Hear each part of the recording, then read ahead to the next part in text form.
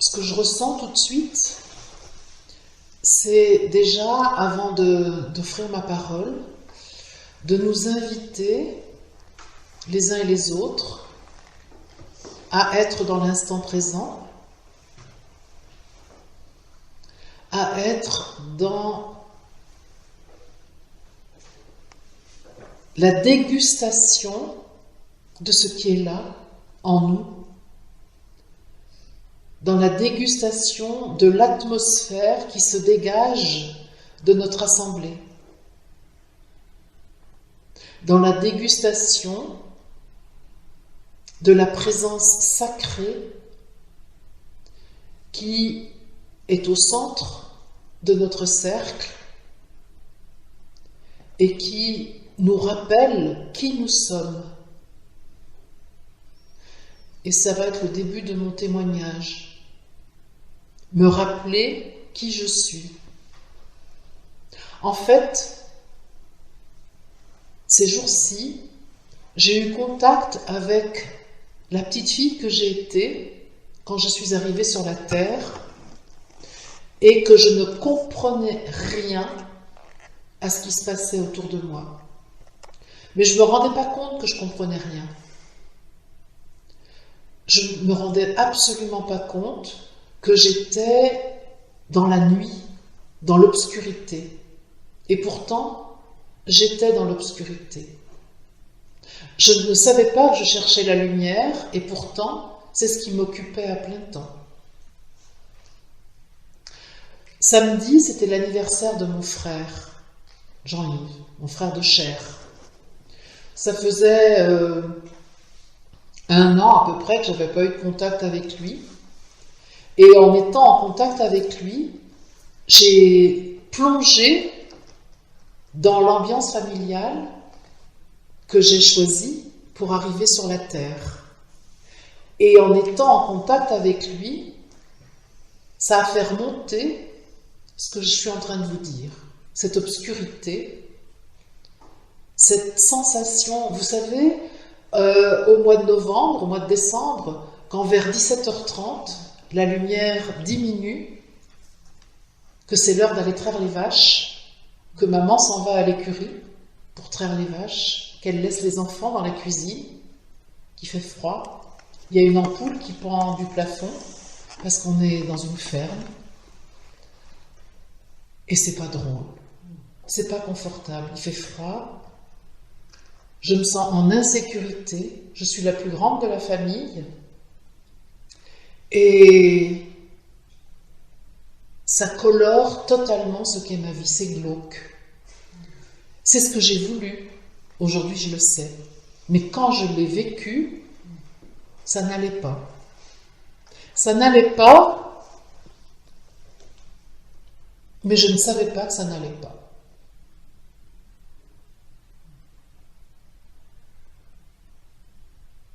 Ça a commencé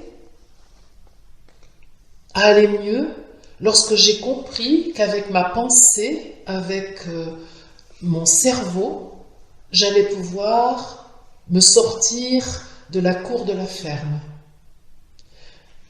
À ce moment-là, j'ai cru que par la pensée, par les études, par le travail scolaire, j'allais pouvoir trouver un peu de lumière. Et j'y ai cru, là. C'est génial. Les mathématiques, les langues, aucun souci. J'y avais beaucoup de facilité. Parce que c'était ma survie. Mais c'était aussi ma prison.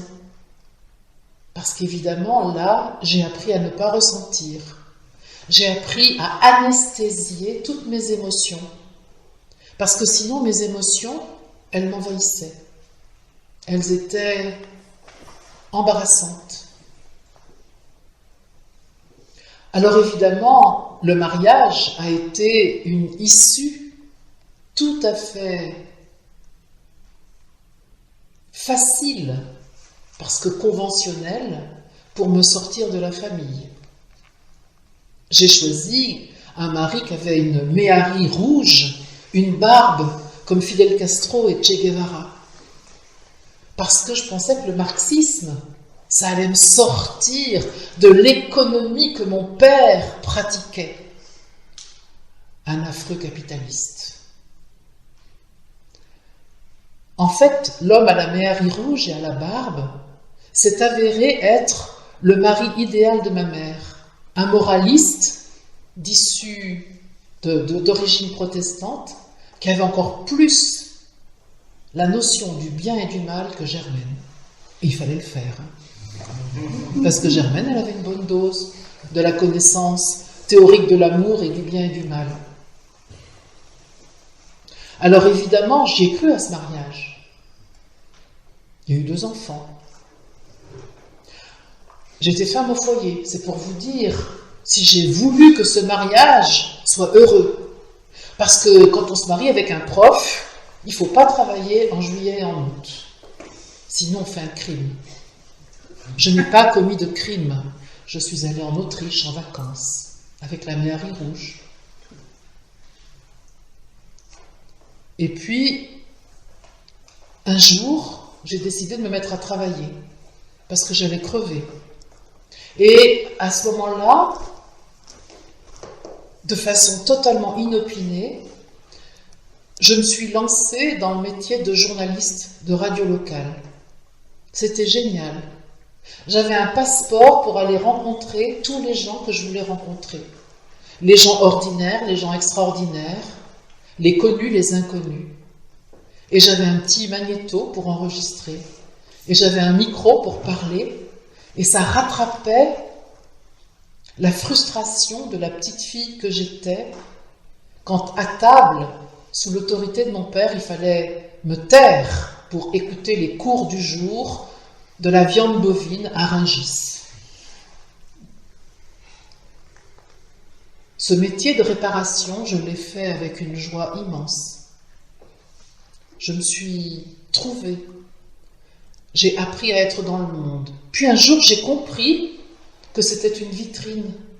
Et qu'au fond, les gens que je croisais dans la rue, quand il me fallait 2 heures pour aller à la médiathèque, parce que tout le monde m'arrêtait pour me demander quelque chose, ils ne s'arrêtaient pas pour parler à Marie-Odile, ils s'arrêtaient pour parler à la journaliste.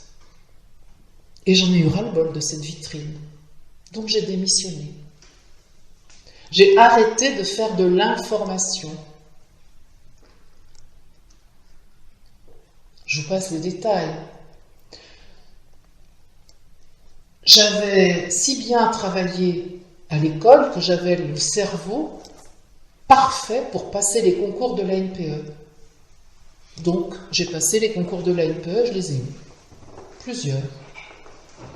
Mais entre-temps, en 1986, je suis à sonner les cloches dans ma vie, plus fort que celle des églises, que j'avais déjà évidemment envoyé paître depuis longtemps. Je suis à sonner les cloches pour me signifier qu'il était à l'intérieur de moi, que je pouvais avoir accès à sa saveur, à sa puissance. Mais évidemment, je n'étais pas encore assez grande à l'intérieur de moi pour vivre ma spiritualité toute seule. Donc à ce moment-là, je suis entrée dans un groupe qui me disait, comme Germaine, ce qui était bien et ce qui était mal. C'était un groupe templier, on mettait des belles vêtures, on mettait du décorum, on faisait des initiations, on apprenait à créer de l'émotion à partir de la spiritualité. J'ai adoré. Adoré. C'était tellement chouette de rencontrer des frères et des sœurs qui n'étaient pas ceux de mon sang, mais ceux de l'esprit. C'était magnifique. Puis un jour, j'ai compris que ce qui les intéressait, c'était plus l'argent que l'amour que j'étais. Donc je suis partie. Et 4 ans après être partie de cette organisation, ils ont brûlé. Ils se sont fait assassiner. C'était le temple solaire. Et beaucoup de ces personnes qui sont mortes en 1994, je les avais quittées en 1990 en partant. Mais j'avais gardé quelques liens avec certains. Parce qu'au-delà du pouvoir qui avait été pris par un certain nombre d'humains dans cette organisation, il y avait la sincérité et l'authenticité de ceux qui, comme moi, cherchaient la vérité en eux. Et pas dans un dogme, pas dans un décorum, pas dans des initiations préfabriquées. J'ai divorcé, j'ai travaillé à la NPE pendant 15 ans, j'ai repris des études, j'ai fait de la psychothérapie en tant que patiente, vous avez bien compris. J'en avais bien besoin, parce que je ne pouvais pas vivre avec mes émotions, c'était trop lourd. Je ne pouvais pas vivre avec les blessures, les humiliations particulièrement. Je ne pouvais pas vivre avec ma sexualité, j'avais trop peur de ça. Donc j'ai fait, petit à petit, des bouts de chemin. J'ai même eu un diplôme de psychologue. Je n'ai pas droit au titre, bien entendu, parce que l'université a décidé que, n'ayant pas fait le cursus complet, le titre ne m'était pas accordé. Qu'importe. La spiritualité était toujours là, mais en toile de fond. C'était là comme ambiance générale. Mais je sentais que quelque chose m'attendait de plus fort. Et alors qu'à la NPE, j'occupais un poste de direction d'agence, qui était totalement, pour moi, une réussite, on peut dire ça comme ça, sociale, par rapport à cette petite fille que j'étais, qui était tout à coup devenue cadre dans une grande institution nationale. J'avais tout essayé à la NPE. Essayer d'être formatrice, essayer d'être syndicaliste, essayer d'être directrice d'agence, tout. À chaque fois, je me disais, cette fois-ci, c'est bon. C'est bon, je suis au bon endroit. 3 ans après, foutu. Ça n'allait encore pas. Au niveau de l'image de moi, c'était pas terrible. Hein, parce que j'avais l'impression d'être chiante, d'être difficile, d'être inadaptée sociale. Et ça, c'est vrai. Je suis une inadaptée sociale. Et c'est ma richesse. C'est ma richesse. Parce que c'est grâce à ça que j'ai pu entendre l'appel de je suis à me mettre à son service totalement.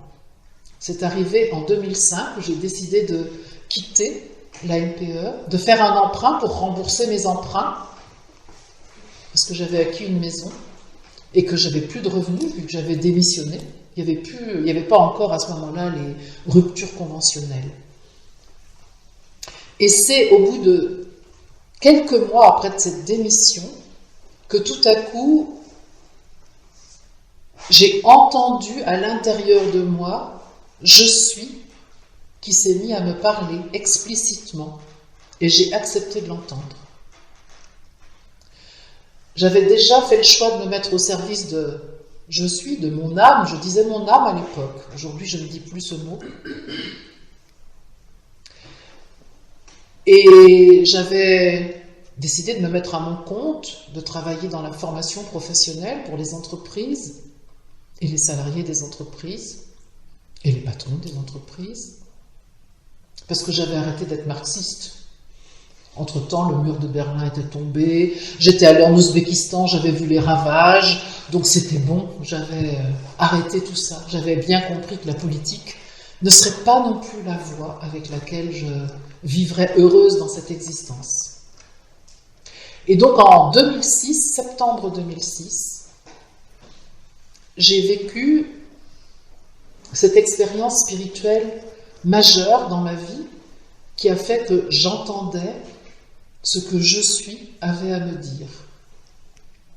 Et à partir de là, progressivement, j'ai décidé de mettre en place des activités au service du monde, au service de l'élévation de la conscience. Et progressivement, Au début, je faisais des consultations individuelles, après je me suis consacrée uniquement aux activités de groupe, après je suis allée dans le désert, ensuite je suis revenue. J'ai été nomade pendant 5 ans. J'avais jamais cru que ce serait possible. Est-ce que vous imaginez une fille de paysan devenir nomade, aller vivre dans le désert, acheter des poules pour vivre dans le désert? Ça fait partie du plaisir. Oui, le désert aussi, le sable. Alors, je vous passe tous les détails de ma vie amoureuse, parce que ça, ce serait Dallas à côté, c'est rien. Donc ça, non. Je suis incorrigible sur ce sujet. Je n'arrive pas à m'en raisonner. Mais au fond, l'amour que je suis prend parfois la forme de relations amoureuses humaines qui ont toute leur importance.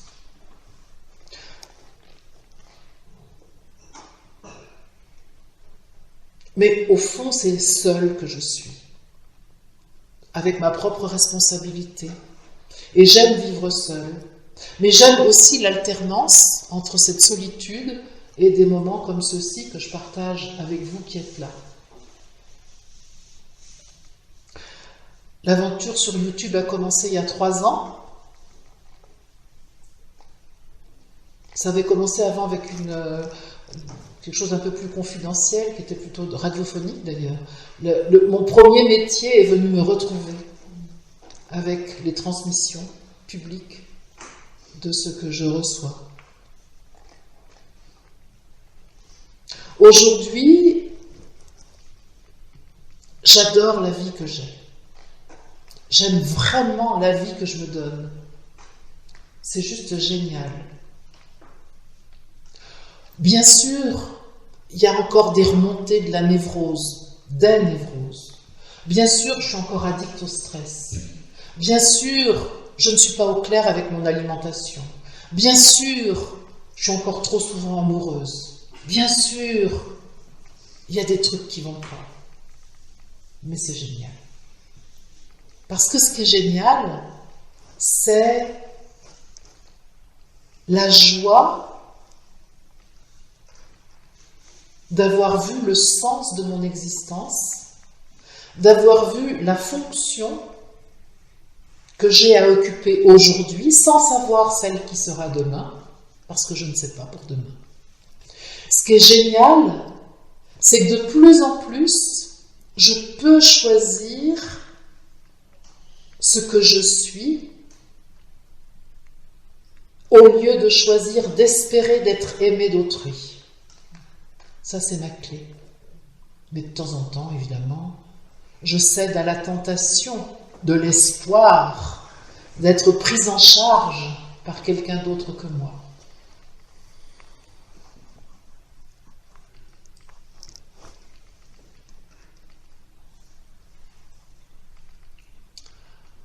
Mon actualité, c'est ça, en fait. C'est de vous parler de ça. Je ne sais pas pourquoi du tout.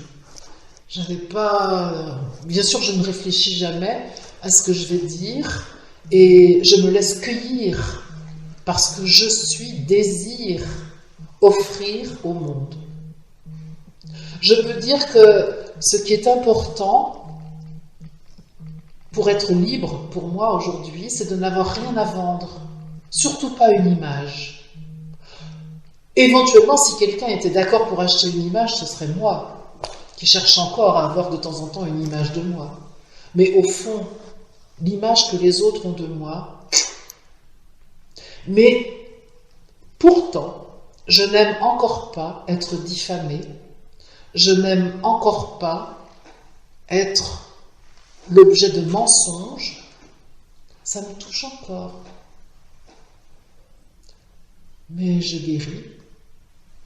J'avance vers plus de liberté, vers une certaine indifférence à ce qu'on pense de moi, pour me centrer sur ce que je ressens, que je suis et que j'ai à donner.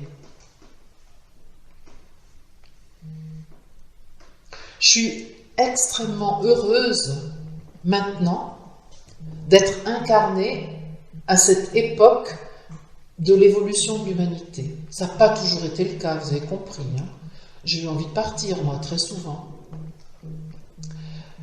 Mais là, je trouve que l'époque que nous vivons, elle est extraordinaire. L'époque que nous vivons, pour moi, est une époque qui est favorable à l'avènement d'une nouvelle espèce humaine. J'ai rencontré le travail de Sri Aurobindo et de Mère en 2007, mais de façon lointaine. Je l'ai rencontré davantage en 2019, ensuite. Et ce qu'ils disent, ce que Sri Aurobindo dit de la vie divine sur la terre, vient exactement à la rencontre de ce que je ressens. Et si je suis là aujourd'hui, c'est pour aller plus loin dans l'avènement de la nouvelle espèce humaine, celle qui émane de l'homme animal pensant et qui fait que nous sommes appelés à être homme-esprit unifié avec un corps reconnu esprit, avec un corps reconnu amour, avec un je reconnu Melchisédek, souverain, et avec un désir ardent de vivre l'amour, notre substance divine, en dehors de toute affection qui, elle, est du registre de la dualité. En ce moment, ce qui peut-être, alors je pourrais dire, non, m'inquiète, non, c'est pas le mot, ce qui arrive souvent à ma conscience, c'est la sensation d'être assez isolée parmi toutes les personnes qui transmettent de l'information visant à élever la conscience. Je me sens pointilleuse, je me sens, je vais dire le mot chiante, parce que dès qu'il y a un mot de travers, selon moi, ça m'agace et ça me fait ne plus adhérer à ce que dit la personne qui parle. Et je me retrouve souvent très seule sur le chemin, en fait. Alors que j'ai très envie d'accueillir d'autres personnes que ce que je porte moi-même, eh bien, je me trouve finalement souvent très, très isolée. Et donc, je n'ai même pas la possibilité de me rassurer en me disant « je pense comme un tel » ou « je ressens la même chose que tel autre ». Non, il faut que j'assume ma singularité, mon unicité. Ça ne veut pas dire que j'ai raison. Ça veut dire que je dois porter ce que je porte sans me préoccuper de savoir si d'autres le font comme moi, sans savoir si d'autres me rejoignent dans ce que je transmets. Il y a toujours un truc qui fait que je suis en désaccord. Et j'aimerais tellement être d'accord avec les autres. Mais non. Je ne peux que être d'accord avec moi, sachant que ce que je dis aujourd'hui, je risque de l'invalider demain, parce que c'est sans arrêt ça aujourd'hui. C'est la dernière chose que je vais dire là sur mon témoignage. C'est que j'ai la conviction que ce que nous avons à vivre dans les jours qui viennent, dans les semaines qui viennent, dans les mois qui viennent, n'a fait l'objet d'aucune théorie. C'est-à-dire qu'il n'y a aucun livre, aucun enseignement qui va nous aider à vivre la période que nous allons vivre maintenant. Le livre, il est là, il est dans notre corps. L'enseignement, il est dans notre ressenti. Nous sommes tous des explorateurs de la nouvelle espèce humaine, et tout ce qui a été écrit jusqu'à aujourd'hui nous a conduits à aujourd'hui, mais ne pourra pas nous servir demain. Nous ne pouvons compter que sur nous-mêmes. C'est pourquoi je vous parle de ma solitude, parce que vous avez, je crois, la même problématique.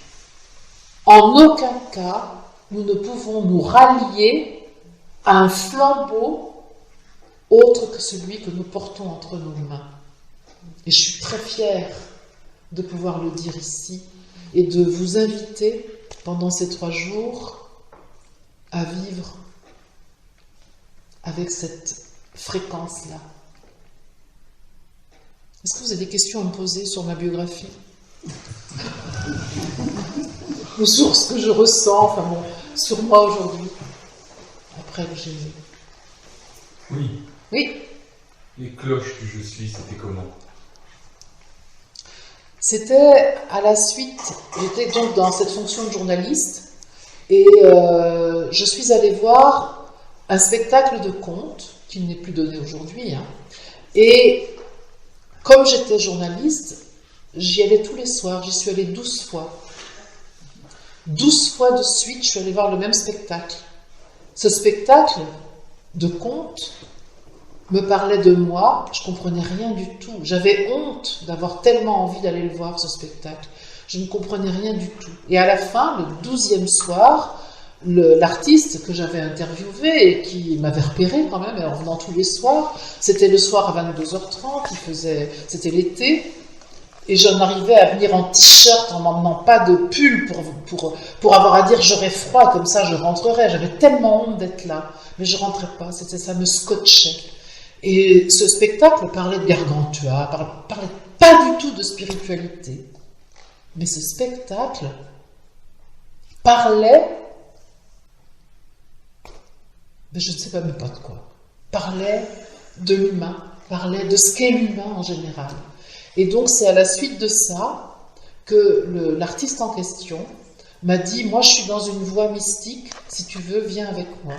Et c'est là où je suis allée avec lui au Temple solaire. Et ce qui s'est passé, c'est que pendant 1 semaine, j'ai vu de la lumière et toutes les ampoules de la maison ont grillé les unes après les autres. Parce que quelque chose de corporel se passait. Mais à cette époque, c'était en 1986, j'avais à peine 30 ans, j'avais 29 ans, je comprenais absolument rien à ce qui se passait. Et heureusement, ce groupe était là pour me donner des repères, parce que j'étais complètement incapable de comprendre. Et c'est à partir de là que j'ai commencé une psychothérapie, parce que je voyais un médecin d'orientation anthroposophique, et à un moment, j'allais le voir très souvent, puis il me disait, mais maintenant, la Marie-Odile, je ne peux plus rien faire pour toi. Il faut que tu ailles voir quelqu'un d'autre qui va t'aider et qui va t'accueillir toutes les semaines pour aller débroussailler un peu le gros chantier, là. Et c'était ça, les cloches qu'on sonnait. À la fois la dimension spirituelle et à la fois la dimension psychologique qui avait besoin d'être mise en lumière. Et heureusement, ce médecin m'avait envoyé vers une psychanalyste jungienne qui, par conséquent, prenait en considération la dimension spirituelle de l'être humain. Et donc j'ai fait cette psychothérapie, c'est à vocation analytique, pendant 5 ans avec elle, et ça m'a appris à vivre avec mes émotions. Ça ne m'a pas dégagé de mes émotions, ça m'a appris à vivre avec elle. Ça répond à ta question? Oui. Merci. Merci à toi.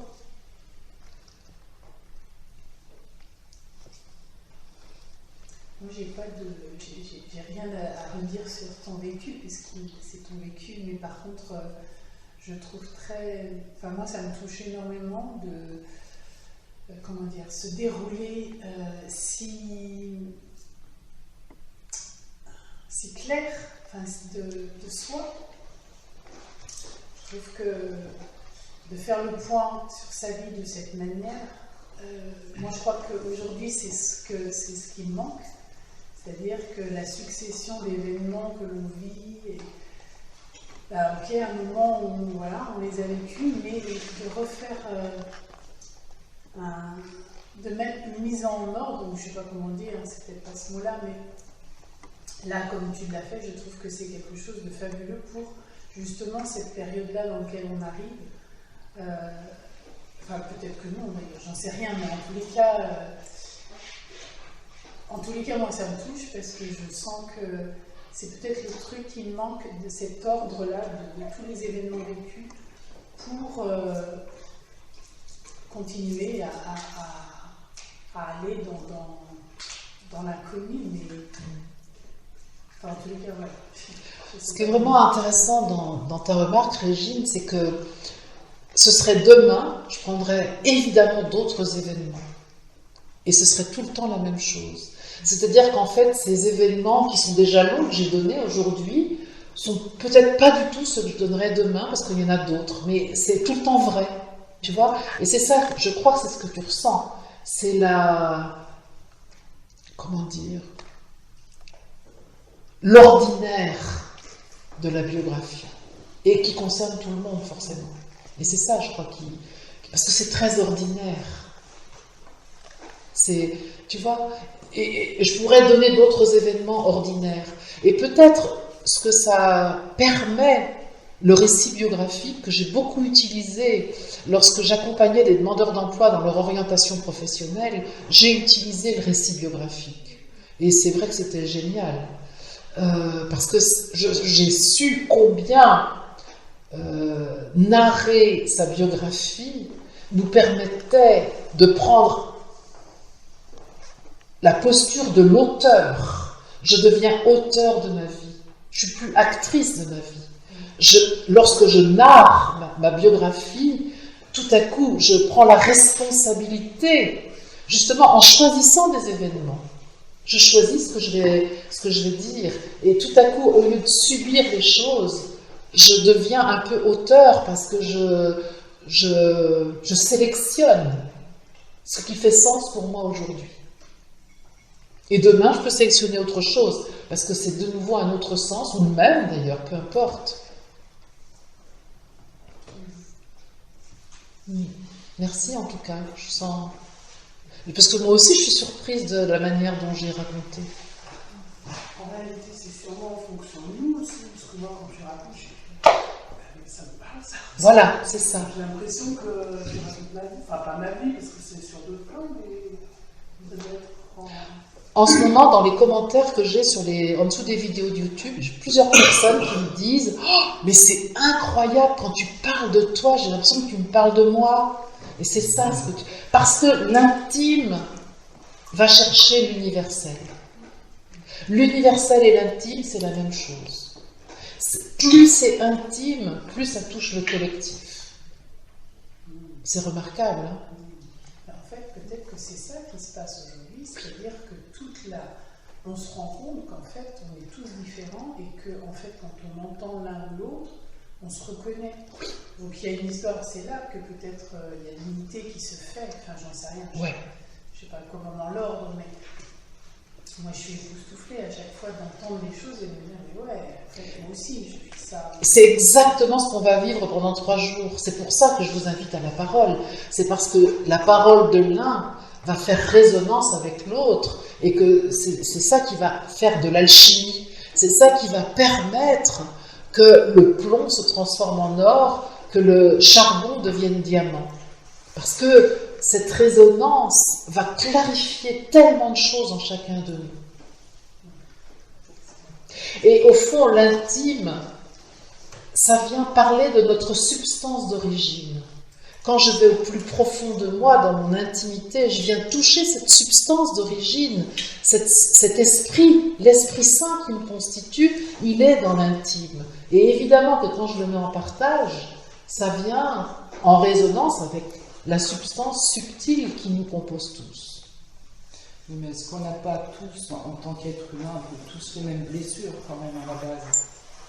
Oui, avec des formes différentes. Avec des formes très différentes, absolument. Des vécus très différents. Oui, absolument. Mais finalement, c'est toutes nos blessures qui... Les 4 grands besoins qui correspondent aux 4 grandes émotions, besoin d'amour, besoin de sécurité, besoin de puissance, de force et besoin de créativité. On a tous des blessures à ce niveau-là. On a tous un manque psychique qui donne lieu aux 4 grandes émotions, la tristesse, la colère, la peur et l'euphorie. C'est basé sur ces 4 grands manques psychiques qui sont le pot commun de toute l'humanité. Donc quand tu nous racontes ta vie, ça, évidemment que ça nous touche, ça vient toucher nous nos propres blessures en rapport avec les tiennes, de toute façon. Et pourtant, t'as peut-être pas eu une maman qui allait traire les vaches à 5h30 le soir. Mais voilà, c'est ça. Et pourtant, t'as eu... Heureusement d'ailleurs. Et t'as eu autre chose. Et c'est la même chose, la même blessure, mais mise en scène différemment. Absolument. Je te remercie Marie-Olive parce que moi aujourd'hui, je suis très touchée par ton enthousiasme que tu avais là en racontant ton parcours, ta vie en fait. Aujourd'hui, parce que ça me touche beaucoup, donc merci, et je trouve que c'est porteur pour moi. Et ça m'invite à faire évoluer mon regard sur mon parcours. C'est ça. Et c'est ça le récit biographique. Ça, je deviens de plus en plus l'auteur de ma vie et donc je subis de moins en moins les choses.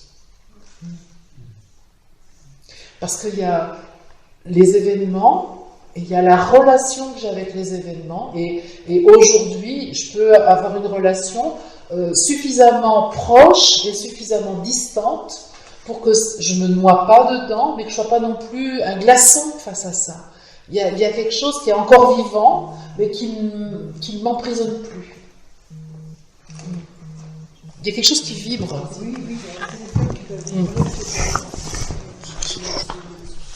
Alors, quand je dis que ça vibre, c'est pas parce que ça vibre en fréquence, ça vibre technologiquement.